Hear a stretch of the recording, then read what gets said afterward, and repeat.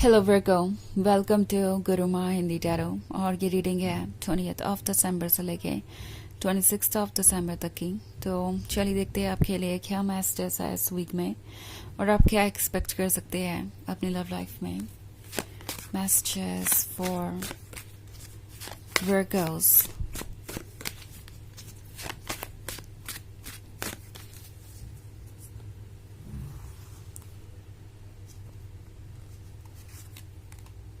Five of Swords,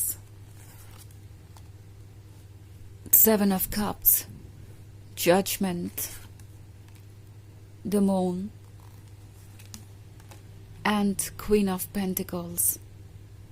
Okay. So हमारे पास है Five of Swords. Five of Swords दिखा रहा है पास्ट को, एक ऐसे पास्ट को जो शायद पीछे छूट गया है बट फिर भी आपके साथ है। आई थिंक आप एक ऐसे रिलेशनशिप में हैं जो बहुत ही रिस्की हो गया है बिकॉज आप धीरे धीरे इनके डार्क साइड को देखते जा रहे हैं और आपको ऐसा लग रहा है कि कहीं ऐसा ना हो कि अभी भी बहुत कुछ ऐसा हो जो हिडन हो, जो बाद में आपके सामने आए और आपकी लाइफ कॉम्प्लिकेटेड हो जाए, क्योंकि द मून का कार्ड है। तो मून के कार्ड के साथ जो भी इस वक्त है वो सरफेस के नीचे है और उन चीज़ों को देख पाना और समझ पाना आपके लिए मुश्किल हो रहा है। टैरो आपसे कह रहा है कि वेट कीजिए, ओके, एंड इसके बाद ही आप ट्रुथ को समझ पाएंगे या देख पाएंगे। ऑल्सो जजमेंट का कार्ड है, तो हो सकता है कि जिनके भी साथ आप रिलेशनशिप में हैं या जिनके भी साथ आप इस वक्त इन्वॉल्व है रोमांटिकली किसी भी तरीके से, वो पर्सन आपको ब्लेम करे, किसी चीज़ के लिए रिस्पॉन्सिबल ठहराए और ये एक्सपेक्ट करे कि आप बस चुपचाप सुनते ही जाएंगे, कोई कंप्लेन नहीं करेंगे एंड ये रिलेशनशिप वर्क करता जाएगा। क्वीन ऑफ पेंटिकल्स का कार्ड है, सो प्रोबेबली ये वो पर्सन है जैसे आपसे कुछ चाहिए, ओके, और जब वो चीज़ें उन्हें ऑफर नहीं होती हैं तो ये बहुत अपसेट हो जाते हैं। लाइक आप जो कुछ भी ऑफर कर सकते थे आपने किया, आपने सारे एफर्ट किए, मगर कुछ और भी है जो इस पर्सन को चाहिए। हो सकता है ये आपके पैसों से भी रिलेटेड हो सकता है क्योंकि यहाँ क्वीन ऑफ पेंटिकल्स है। सो मे बी उम्मीद कर रहे हैं ये कि आप किसी तरीके की फाइनेंशियल हेल्प करेंगे उनकी। ऑफ कोर्स वो जानते हैं कि वो ये बात डायरेक्टली कह नहीं सकते, क्योंकि अगर वो ये बात आपसे डायरेक्टली कहेंगे तो डेफिनेटली वो आपको लूज कर देंगे और ये रिलेशनशिप एक्सपोज हो जाएगा। इट्स लाइक वो हो सकता है इस रिलेशनशिप में सिर्फ लव के लिए ना हो, यहाँ पे उन्हें और भी फायदे नजर आ रहे हैं और ये चाहते हैं कि उन्हें ये फायदे मिले। सो इट्स लाइक अगर आप 100 में से 99 चीजें उनके लिए कर भी रहे हैं और एक नहीं भी कर रहे हैं तो उन्हें बहुत बुरा लगेगा, ओके।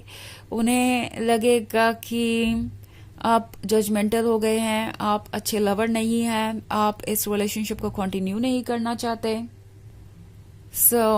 इसीलिए यहाँ पे इतनी सारी प्रॉब्लम्स क्रिएट हो रही हैं। ये पर्सन आपको सिर्फ उन चीज़ों के लिए ब्लेम करेगा जो आपने नहीं की, ओके, एंड उन चीज़ों को ये अप्रिशिएट करना भूल जाएंगे जो आपने की है। ये आपको अनबैलेंस सा रिलेशनशिप लगेगा एंड जितना भी चाहे आप एक्सप्लेन करने की कोशिश करें, ये पर्सन किसी ना किसी आर्ग्यूमेंट के साथ यही जस्टिफाई करने की कोशिश करेगा कि वो ठीक है अपनी जगह पे। अगर प्रॉब्लम है किसी के साथ तो वो आपके साथ है। मून के साथ बहुत सारी चीजें हैं जो डेप्थ में छुपी हुई हैं, बहुत सारा ऐसा वर्क है जो बाकी है जो इन्हें खुद पे करना है। आई थिंक आप दो ऐसे लोग हैं जो दो डिफरेंट लेवल पे हैं। आपका मैच्योरिटी लेवल अलग है, उनका अलग है, आपके लव की डेफिनेशन अलग है, उनकी अलग है और इसी वजह से प्रॉब्लम्स क्रिएट हो रही हैं।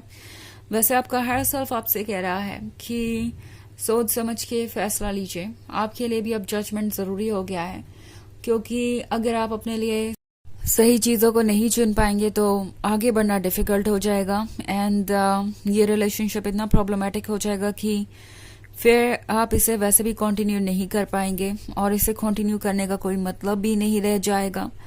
लाइक आप इसमें होके भी बहुत ज़्यादा हर्ट रहेंगे और इनफैक्ट इसमें ना रहने से ज़्यादा हर्ट करेगा।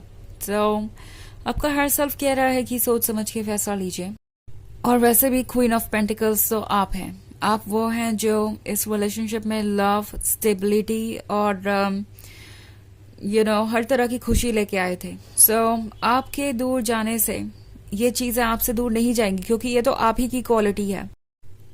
ये सारी क्वालिटीज इस रिलेशनशिप को स्ट्रांग बना रही थी। एंड जहां तक बात करें इस पर्सन की, तो उन्होंने शायद आपके लव को रेसिप्रोकेट नहीं किया, उन्होंने आपको वो ऑफर नहीं किया जो आप डिजर्व करते थे।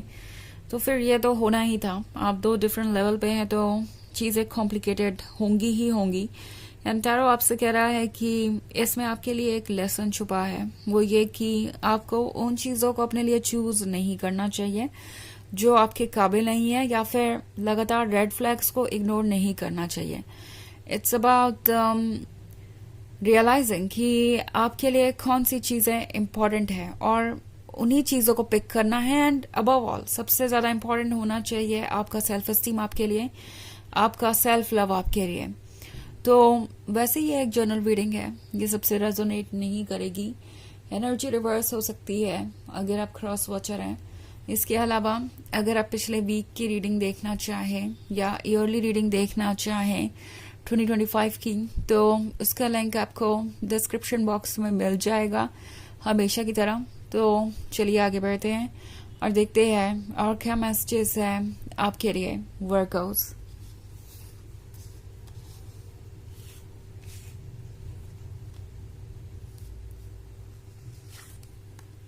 The Hermit, King of Wands, Ten of Wands, Nine of Swords, The Hanged Man. Okay. So, King of Wands. ये सोचता था अभी तक कि वो चाहे जो भी करे वो ओके होगा। लाइक आप पे उन्होंने ये 10 ऑफ वॉन्ड्स का बोझ डाल दिया, आप इसे कैरी करते गए, हमेशा कॉम्प्रोमाइज सेक्रीफाइसेस करते गए, इस रिलेशनशिप को आगे बढ़ाने की कोशिश की। एंड उन्हें लगा कि वो इन चीज़ों को अनदेखा कर सकते हैं, वो इन चीज़ों को लेट गो कर सकते हैं, बिकॉज आप तो सब कुछ संभाल ही रहे हैं और आपका स्ट्रेस, आपका पेन उन्हें समझ ही नहीं आ रहा था। ये पर्सन यही उम्मीद कर रहा था कि जो जैसे चल रहा है वैसे चलता जाएगा और सब कुछ परफेक्ट होगा। वो टेकन फॉर ग्रांटेड ले सकते हैं आपको, बिकॉज आप उनसे इतना प्यार जो करते हैं।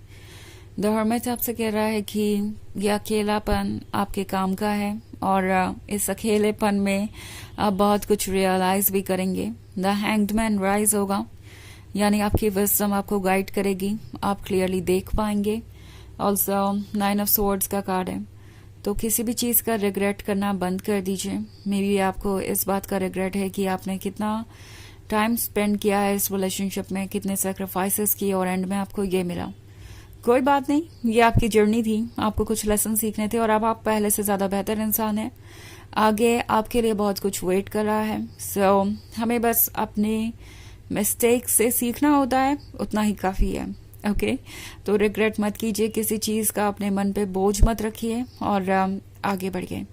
चलिए देखते हैं आपके लिए ऑरेकल मैसेज क्या है।